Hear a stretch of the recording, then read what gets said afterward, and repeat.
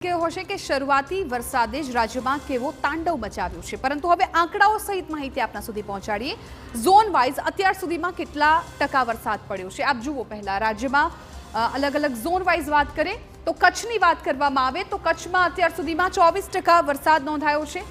સૌરાષ્ટ્રની વાત કરીએ તો સૌરાષ્ટ્રમાં 31% વરસાદ નોંધાયો છે અને હવામાન વિભાગે પણ જે રીતે આગાહી કરી હતી એ પ્રમાણે દક્ષિણ ગુજરાત અને સૌરાષ્ટ્રમાં ભારે વરસાદની આગાહી કરવામાં આવી રહી હતી, એટલે સૌરાષ્ટ્રમાં 31% વરસાદ નોંધાયો છે।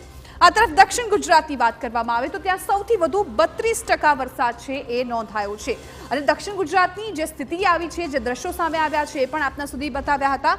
ત્યારબાદ દક્ષિણ ગુજરાત બાદ ઉત્તર ગુજરાતની વાત કરીએ તો જ્યાં પણ 22% વરસાદ છે અને મધ્ય ગુજરાતમાં 31% વરસાદ છે, એટલે ઓલ ઓવર આખાઈ જો ગુજરાતની વાત કરવામાં આવે તો સૌથી વધુ જે વરસાદ છે એ દક્ષિણ ગુજરાતમાં નોંધાયો છે। 32% વરસાદ અત્યાર સુધીના આંકડા આપના સુધી અમે રજૂ કરી રહ્યા છીએ અને ત્યારબાદ સૌરાષ્ટ્રમાં 31% વરસાદ, એટલે કંઈક આ પ્રકારની ટકાવારી શરૂઆતી વરસાદની જ જોવા મળી રહી છે રાજ્યમાં। અને હજુ આગામી દિવસોમાં કઈ પ્રકારનો માહોલ રહેશે એ પણ જોવું રહ્યું, કેમ કે અન્ય દિવસોની સરખામણીમાં થોડું આજના દિવસથી જોર છે ઘટ્યું છે।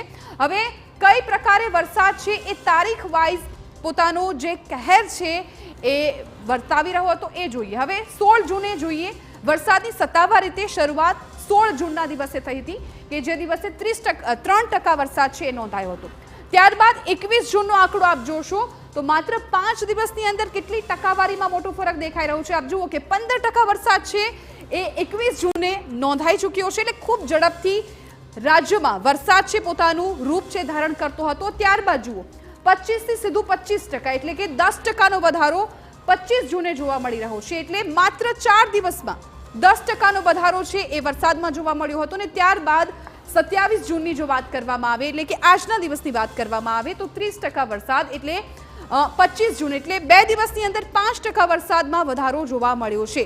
એટલે જે પ્રકારે ચોમાસું સત્તાવાર રીતે બેઠું 16 જૂને માત્ર 3% વરસાદ હતો અને ખૂબ ઝડપથી આગળ વધ્યો અને આજની તારીખમાં 27% જેટલો વરસાદ છે એ રાજ્યમાં નોંધાયો હતો। પરંતુ હવે જે પ્રકારે હવામાન વિભાગ